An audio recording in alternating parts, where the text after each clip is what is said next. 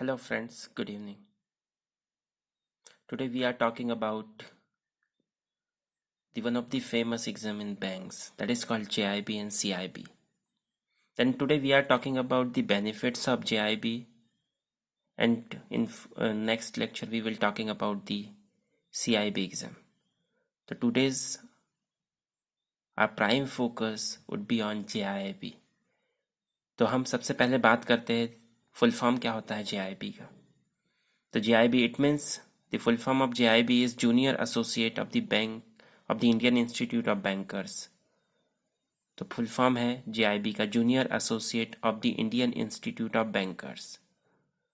अगर हम JIB की बात करते हैं तो ये साल भर में 2 बार होता है. First it is conducted in the month of May and the second it is conducted in the month of November. And basically JIB and CIB दोनों एग्ज़ाम IIBF के द्वारा कंडक्ट किया जाता है. IIBF, full form of IIBF is Indian Institute of Banking and Finance.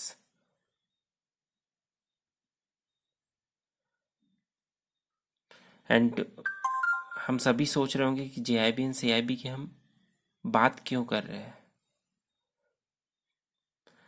तो इसके बहुत सारे बेनिफिट्स हैं in terms of monetary benefits, in terms of promotion benefits. For monetary benefits, for clerical staff or subordinate staff, after passing JIB he would get 1 increment, and after passing CIB exam he will get 2 increments. तो total JIB and CIB pass करने से total 3 increments he will get. अगर हम monetary terms की बात करें तो around 4 to 5,000 salary increment by passing JIB and CIB exam for clerk, award staff and subordinate staff.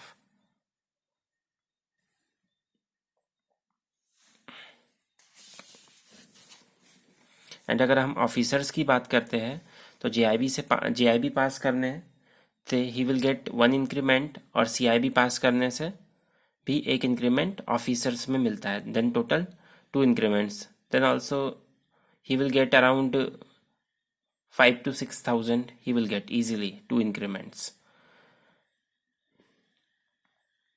And the second benefit is in terms of promotion. After passing JIB and CIB he will get fast promotion as compared to others who has not passed JIB and CIB. Then हम बात करते हैं what is the eligibility for JIB, and in next lecture we will talking about the CIB. Then if we talk about the eligibility of JIB, then any employee who is working in banking and finance industry, one who is not working in bank, he cannot give the JIB exam. जो लोग bank में काम नहीं कर रहे हैं वो लोग JIB के एग्ज़ाम नहीं दे सकते. उनके लिए एक सेपरेट एग्ज़ाम होता है जो IIBF कंडक्ट कराता है और उसका नाम है DBF, that is called diploma in banking and finance. And JIB जो एग्ज़ाम है वो हर कोई दे सकता है बैंक्स में who is working in bank, चाहे वो पियून हो, सबऑर्डिनेट स्टाफ हो, क्लरिकल अवार्ड स्टाफ हो या officers supervisory staff. anyone can give the JIB exam. And the minimum criteria for JIB is 10th pass. One who is passed 10th exam he can give, but he must be in bank. And then हम बात करते हैं अब जो papers होते हैं JIB में mostly 3 papers होते हैं. पहला principles and practices of banking, that is called PPB, practices and principles and practices of banking. और जो दूसरा एग्जाम होता है that is called accounting and finance for banker, that is called AFB. And जो third exam होता है that is called legal and regulatory aspect of banking, LRB. And हम patterns की बात कर लेते हैं तो टोटल हर एक एग्जाम में, हर एक पेपर में 120 क्वेश्चंस होते हैं and maximum marks would be 100.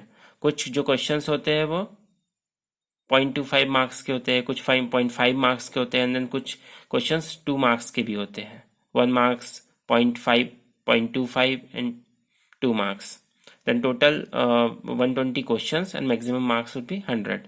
और पेपर में कोई भी नेगेटिव मार्किंग नहीं होती है.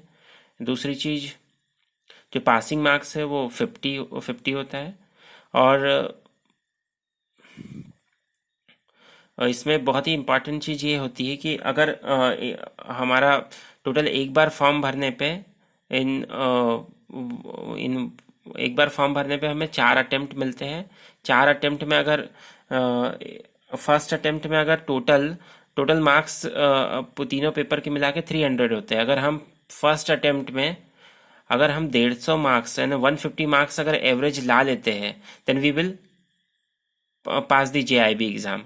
150 it means the average should be 150 and हमें मतलब 45 मार्क्स से कम किसी भी पेपर में नहीं लाना है.